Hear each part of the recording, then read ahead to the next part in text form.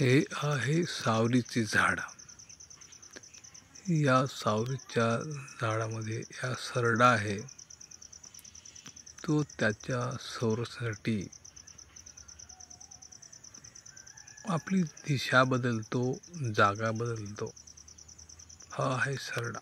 पहा, निसर्गाने सर्वांना, पृथ्वीवरील जीवसृष्टीला असे एक वरदान दिले आहे की त्याने आपल्या परीने निसर्गाच्या सानिध्यात निसर्गाच्या सहकार्याने आपला बचाव करायचा. पहा, दिसतोय हा सरडा. त्याचा रंग आणि हा सावरीचा रंग सेम आहे. सॅमेलियन जातीच्या सरड्याविषयी आपल्याला माहिती आहे. सॅमेलियन जातीचा सरडा हा आपल्या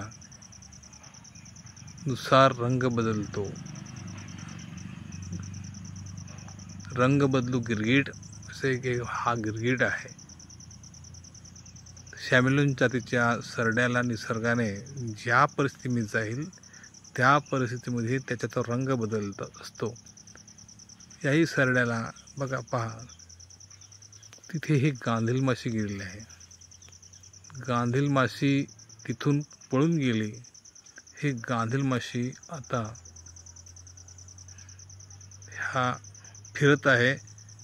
गांधील माशीचा हा सरडा त्याच्या संरक्षणासाठी, त्याच्या भक्ष्यासाठी तो तिथे आहे. सावरीच्या झाडाचा हे रंग सेम, सरड्याचाही रंग सेम.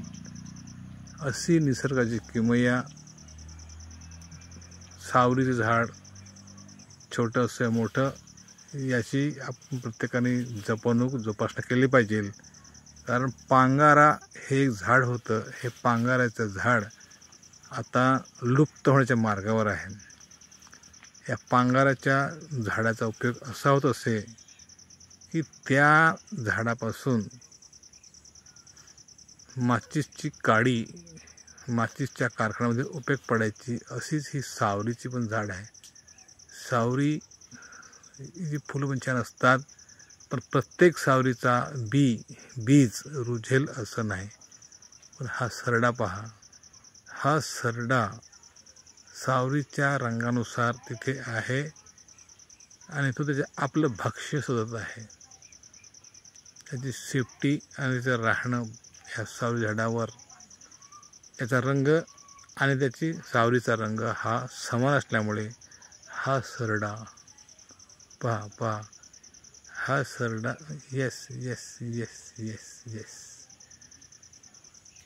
तो कुणाला इशारा करत आहे काही माहिती नाही. पण हा सरडा या सावरीच्या झाडावर निवांतपणे आहे.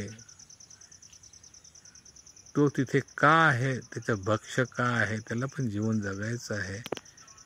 तो कोणतं जीवन जगेल, कोणतं खाद्य खाईल, कोणतं भक्ष्य खाईल हे कोणाला सांगता येत नाही.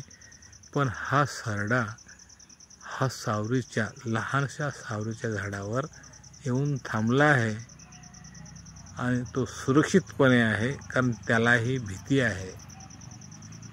हा छोटा सरडा हा कोणातरी भक्ष्य आहे. मग तो गरुड असो, अरे येस, त्याने खाल्लं. बघा, त्याने तिथे काहीतरी खाल्लं, त्याने काहीतरी पकडलं. म्हणजे तो सावरीच्या तिथे का थांबला आहे? का त्याच्या आकर्षणामुळे इतर कीटक किंवा छोटे मोठे कीटक किंवा बारीक झुरळं हा तिथे येऊ शकतात, हे त्याला गॅरंटी आहे. त्यामुळे तो हा सरडा ते थांबलेला आहे. ही सजीवांची जीवन शृंखला किंवा जीवन जगण्याची शृंखला एकामेकावर अवलंबून आहे. कोण कोणाचं भक्ष्य आहे, सजीवसृष्टीमध्ये कोण कोणाचं भक्ष्य आहे सर्वांना माहीत आहे.